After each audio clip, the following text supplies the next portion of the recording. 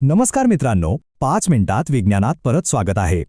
हो, आज आपण बोलणार आहोत अशाच एका वैश्विक राक्षसाबद्दल, कृष्णविवर म्हणजेच ब्लॅक होल. चला तर मग आपण सगळे मिळून ह्याच्या गूढतेच्या एकदम खोलवर जाऊया.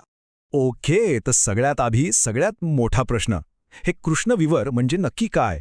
बघा, अनेकांना वाटतं ही एखादी वस्तू असेल, पण तसं नाहीये. ही अवकाशातली एक जागा आहे, एक ठिकाण. म्हणजे ही अशी एक जागा आहे जिथे गुरुत्वाकर्षणाची पकड इतकी मजबूत आहे की कोणतीही गोष्ट, अगदी प्रकाशसुद्धा त्यातून सुटू शकत नाही, काहीच नाही. याला समजून घ्यायचा एक मजेशीर मार्ग आहे. हे आहे एका झुरळांच्या हॉटेलसारखं, जिथे आत जायला रस्ता आहे पण बाहेर पडायला नाही. एकदा आत गेलात की खेळ खल्लास. आणि विज्ञानाच्या भाषेत या पॉइंट ऑफ नो रिटर्नला म्हणतात इव्हेंट होरायझन. ही एक अदृश्य रेषा आहे जी एकदा ओलांडली की समजा तुम्ही कायमचे आत अडकलात. तर महत्त्वाचा मुद्दा हा आहे की कृष्णविवर म्हणजे एक जागा आहे ज्याच्या पलीकडे विश्वाचे नियमच बदलून जातात. मग प्रश्न येतो की हे वैश्विक राक्षस जन्माला तरी कसे येतात? तर यांची जन्मकथा सुरू होते एका महाकाय ताऱ्याच्या अगदी नाट्यमय मृत्यूने.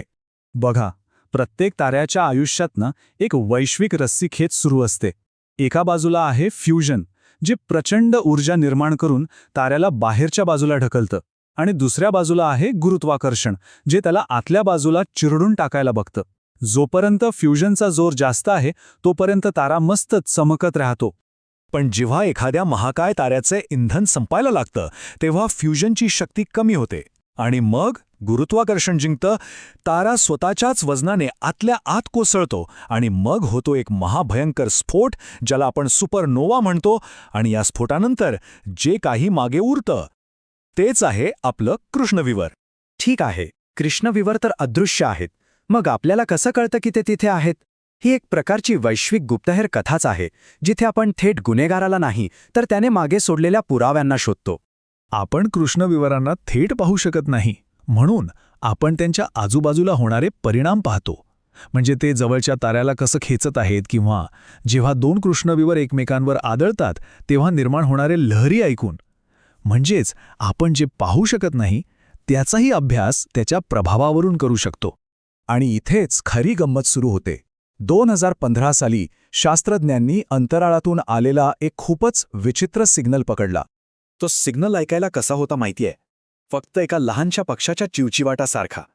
एक छोटासा चर्प.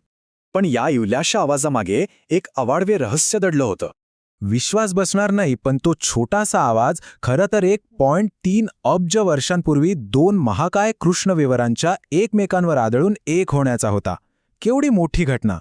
जरा विचार करा. तो आवाज आपल्यापर्यंत पोहोचण्यासाठी तब्बल 1.3 अब्ज प्रकाश वर्षांचा प्रवास करून आला होता. म्हणजे जेव्हा त्या आवाजाने आपला प्रवास सुरू केला तेव्हा आपल्या पृथ्वीवर नुकतेच सूक्ष्मजीव तयार व्हायला लागले होते. अविश्वसनीय! पण ही ताऱ्यांपासून बनणारी कृष्णविवरं ही तर फक्त सुरुवात आहे. विश्वात यापेक्षाही खूप मोठे, म्हणजे अक्षरशः सुपरमॅसिव्ह राक्षस दडलेले आहेत. एक सामान्य कृष्णविवर, समजा सिग्नस X1, हे आपल्या सूर्यापेक्षा सुमारे 15 पट मोठं असतं. खूप मोठं वाटतंय ना? पण थांबा, खरी गंमत तर पुढे आहे. आपल्या स्वतःच्या आकाशगंगेच्या, मिल्की वेच्या अगदी मध्यभागी जे कृष्णविवर आहे ते आपल्या सूर्यापेक्षा 40 लाख पट जास्त वस्तुमानाचं आहे. 40 लाख! आणि ही सुद्धा मर्यादा नाहीये. विश्वात सापडलेली काही सर्वात मोठी कृष्णविवरं तर आपल्या सूर्यापेक्षा 20 अब्ज पट जास्त वस्तुमानाची आहेत. आपण याची कल्पनाही करू शकत नाही. आता एवढे मोठे राक्षस म्हणजे फक्त विनाशच घडवत असतील, बरोबर? की त्यांची काहीतरी वेगळी महत्त्वाची भूमिका पण आहे? चला शोधूया. शास्त्रज्ञांना एक आश्चर्यकारक गोष्ट आढळली आहे. जवळजवळ प्रत्येक आकाशगंगेच्या मध्यभागी एक सुपरमॅसिव्ह कृष्णविवर आहे.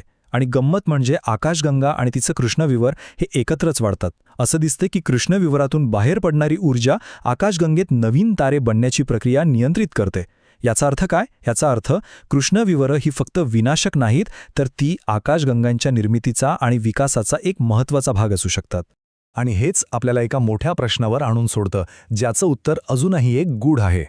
मग आधी आकाशगंगा जन्माला आली की तिचं कृष्णविवर? तर हे होतं कृष्णविवरांच्या अद्भुत दुनियेचं एक विश्लेषण.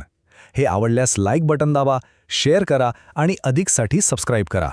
तुमच्या प्रतिक्रिया खाली कमेंटमध्ये नक्की सांगा. उद्या भेटूया याच वेळी.